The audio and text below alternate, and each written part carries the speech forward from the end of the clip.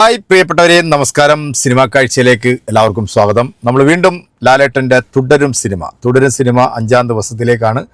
തിയേറ്ററുകളിലൊക്കെ വലിയൊരു തിരക്കാണ്. വലിയ തിരക്കെന്ന് പറയുമ്പോഴത്തേക്ക് കൂടുതലും ഫാമിലികളാണ് കേട്ടോ തിയേറ്ററിലേക്ക് ഇടിച്ചു കയറുന്നത്. കാരണം ഈ കുറേ നാൾക്ക് ശേഷം, എനിക്ക് കോവിഡിന് ശേഷം ഇങ്ങോട്ട് നോക്കുകയാണെന്നുണ്ടെങ്കിൽ ഇത്രയധികം ഫാമിലികൾ തള്ളിക്കയറുന്ന ഒരു സിനിമ അത് തുടരുമെന്ന സിനിമയാണ്. കാരണം തുടരുമെന്ന സിനിമയ്ക്ക് ആദ്യ ദിനം മുതൽ കിട്ടിയിട്ടുള്ള ഒരു പോസിറ്റീവ് റെസ്പോൺസ് തന്നെയാണ് ഈ ഒരു സിനിമയ്ക്ക് ഇത്രയും വലിയ ഒരു വിജയത്തിലേക്ക് എത്താൻ സാധിച്ചത്. എന്നാൽ ഇതിനു മുമ്പ് വന്നിട്ടുള്ള ലാലേട്ടൻ്റെ ബ്രഹ്മാണ്ഡ ചിത്രമായിട്ടുള്ള എമ്പുരാൻ സിനിമ ഇന്ത്യൻ സിനിമ അല്ലെങ്കിൽ നമ്മുടെ മലയാള സിനിമയുടെ ഏറ്റവും വലിയ സിനിമ, ഏറ്റവും കൂടുതൽ പണം മുടക്കിയിട്ടുള്ളൊരു സിനിമ.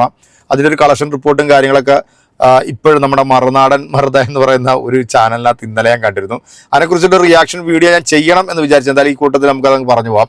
അതായത് ഇതിനകത്ത് ഈ മലനാടൻ പറയുന്നതെന്ന് പറഞ്ഞു കഴിഞ്ഞാൽ 180 കോടി രൂപയാണ് എമ്പുരാൻ സിനിമയുടെ മൊത്തത്തിലുള്ളൊരു ചെലവ്. അത് നേരിട്ട് ഗോകുലം ഗോപാലിനെ വിളിച്ച് പ്രൊഡ്യൂസറുമായിട്ട് ഇയാൾ സംസാരിച്ച് ഉറപ്പിച്ചിട്ടുള്ളൊരു കാര്യമാണ് കേട്ടോ.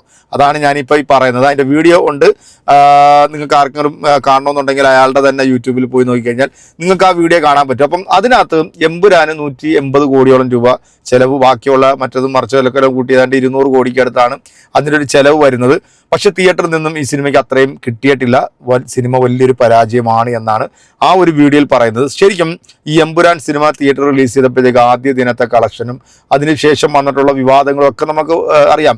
അത്രയധികം ജനങ്ങൾ ആ ഒരു സിനിമയിലേക്ക് തള്ളി കയറിയിട്ടില്ല എന്നുള്ളതും നമുക്ക് വളരെ വ്യക്തമായിട്ടുണ്ട്. എന്നാൽ തുടരും സിനിമ തരുൺ മൂർത്തിയുടെ സംവിധാനത്തിൽ ഇറങ്ങിയിട്ടുള്ള ഈ ഒരു സിനിമയ്ക്ക് നമ്മൾ എവിടെ നോക്കിയാലും, ഏത് തിയേറ്ററിൽ നോക്കിയാലും ഹൗസ് ഫുൾ ഷോസും എക്സ്ട്രാ ഷോകളും, തിയേറ്ററിൻ്റെ എണ്ണം കൂടുന്നു.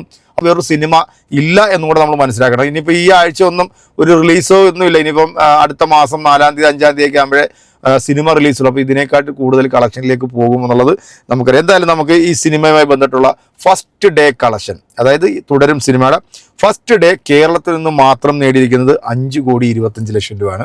സെക്കൻഡ് ഡേയിലേക്ക് വരുമ്പോഴത്തേക്കാണ് ഈ സിനിമയുടെ ആ പോസിറ്റീവ് റെസ്പോൺസ് എത്രത്തോളം ഈ സിനിമയ്ക്ക് ഗുണമായി എന്നുള്ളത് ആ ഒരു കളക്ഷൻ നോക്കുമ്പോൾ തന്നെ നമുക്കറിയാം. 8,60,00,000 രൂപയാണ് സെക്കൻഡ് ഡേയിൽ വരുന്ന കളക്ഷൻ. 3-ാം ദിവസത്തേക്ക് വരുമ്പോഴത്തേക്ക് 10,50,00,000 രൂപയാണ് കളക്ഷൻ വരുന്നത്.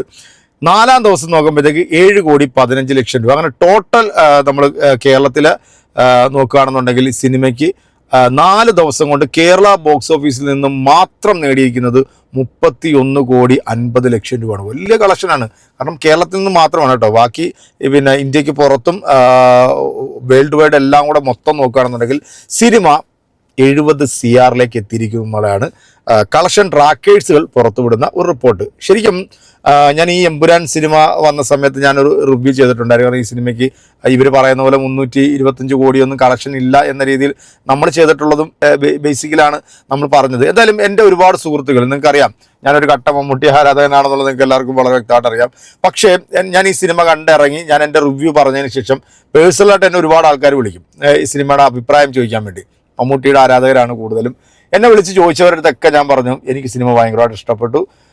ഒരു കുറേ കാലങ്ങൾക്ക് ശേഷം ലാലേട്ടൻ്റെ ഒരു അഴിഞ്ഞാട്ടം, അല്ലെങ്കിൽ പുള്ളി ഒരു 2.25 മണിക്കൂർ സിനിമയ്ക്കകത്ത് അങ്ങോട്ട് അറുമാതിച്ച് അഴിഞ്ഞാടി എന്ന് ഞാൻ പറഞ്ഞു. അത് ശരിക്കും അവർക്ക് കേട്ടപ്പോഴത്തേക്ക് അവർക്ക് ഭയങ്കര അത്ഭുതമായിപ്പോയി. കാരണം ഞാൻ അങ്ങനെ പറയാത്ത ഒരാളാണല്ലോ എന്നുള്ളത്. പക്ഷേ അവർ പിറ്റേ ദിവസം കുടുംബസഹിതമാണ് ഈ സിനിമ കാണാൻ തിയേറ്ററിലേക്ക് പോകുന്നത്. അങ്ങനെ ഒരുപാട് ഒരു സിനിമ കണ്ടിട്ട് അവരവിടെ നിന്നുകൊണ്ട് എനിക്ക് ഫോട്ടോയും കാര്യങ്ങളൊക്കെ എടുത്ത് അയച്ചു തന്നു.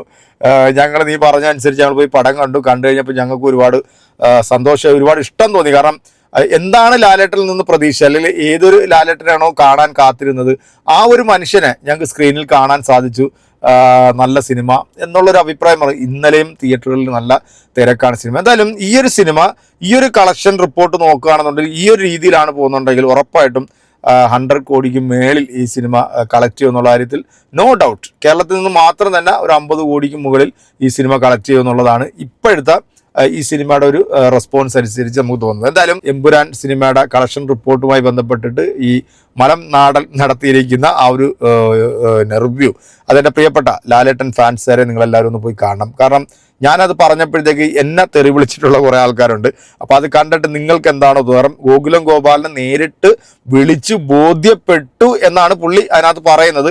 ആ വീഡിയോ പ്ലേ ചെയ്യണമെന്ന് എനിക്ക് ആഗ്രഹമുണ്ട്, പക്ഷേ ഞാനത് വിടുകയാണ്. എന്താണെങ്കിലും ഇതിനുള്ള ഒരു മറുപടി നിങ്ങൾ തന്നെ കൊടുക്കണം കേട്ടോ. അപ്പോൾ നമ്മുടെ തുടരും സിനിമ കണ്ടിട്ടുള്ള പ്രേക്ഷകരെ നിങ്ങളുടെ വിലയേറെ അഭിപ്രായങ്ങളും കമൻറ്റുകളും നമ്മുടെ കമൻറ്റ് ബോക്സിൽ അറിയിക്കുക.